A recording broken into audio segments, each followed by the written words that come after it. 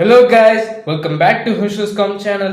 இந்த வீடியோல நம்ம இந்தியன் எக்கனாமிக் டெவலப்மெண்ட்ல இருக்கிற ஃபர்ஸ்ட் சாப்டர் ஆன Indian economy on the eve of independence அந்த சாப்டர் பத்தி நம்ம பார்க்க போறோம். ஸோ இந்த சாப்டரோட மீனிங்லேயே இருக்கு இந்தியன் எக்கனாமி இண்டிபெண்டன்ஸ் அடையிறதுக்கு முன்னாடி எப்படி இருந்தது அப்படிங்கிறது அந்த சாப்டர். ஸோ வாங்க let's go to the chapter. 15 August 1947ல இந்தியா இண்டிபெண்டன்ஸ் அடையிறதுக்கு முன்னாடி பிரிட்டிஷ் நம்மள 200 இயர்ஸாக ரூல் பண்ணாங்க இல்லையா. அவங்களோட அந்த ரூல் கீழே இந்தியன் எக்கனாமி ஒரு low level of economic development பாத்தில் தான் இருந்திருக்கு அப்படின்னு சொல்கிறாங்க. அதுதான் அவங்களோட சாப்டரோட ஃபர்ஸ்ட் டாபிக்குமே. ஓகே, இந்தியா இண்டிபெண்டன்ஸ் அடைகிறதுக்கு முன்னாடி பிரிட்டிஷ் ரூலுக்கும் முன்னாடி இந்தியா ஒரு இண்டிபெண்ட் எக்கனாமியாக தான் இருந்திருக்கு. அந்த இண்டிபெண்ட் எக்கனாமியில் பார்த்தீங்கன்னா அக்ரிகல்ச்சர் தான் main source of livelihood. Agriculture depend பண்ணி தான் நிறைய பீப்புள் வாழ்ந்துகிட்டு இருந்தாங்க. ஸோ இங்கேயுமே பார்த்தீங்கன்னா சில மேனுஃபேக்சரிங் ஆக்டிவிட்டீஸ் நடந்துகிட்டு இருந்தது.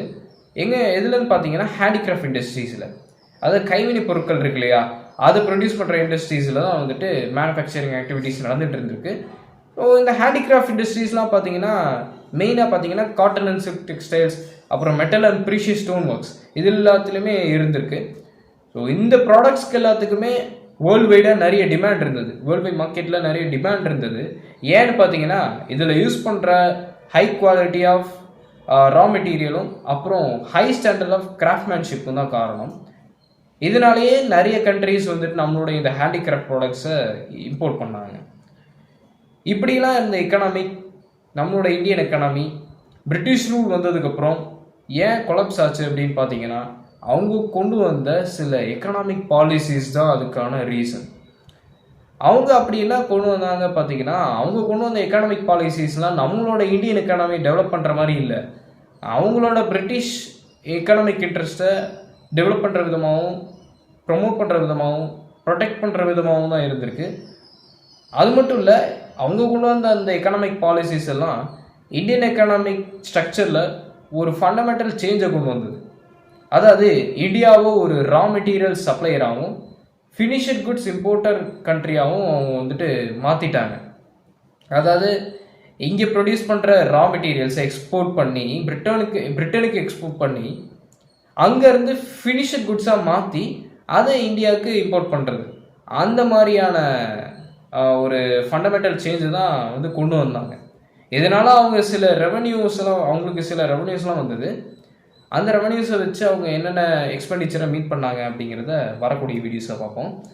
ஸோ இந்த மாதிரி பண்ண இந்த பிரிட்டிஷ் ரூல் பார்த்திங்கன்னா இந்தியன் எக்கனாமியோட பெர் கேபிட்டா இன்கம் அப்புறம் நேஷ்னல் இன்கம் இதெல்லாம் மெஷர் பண்ணுறதுக்கு எந்த ஒரு அட்டெம்ப்ட்டுமே அவங்க எடுக்கலை.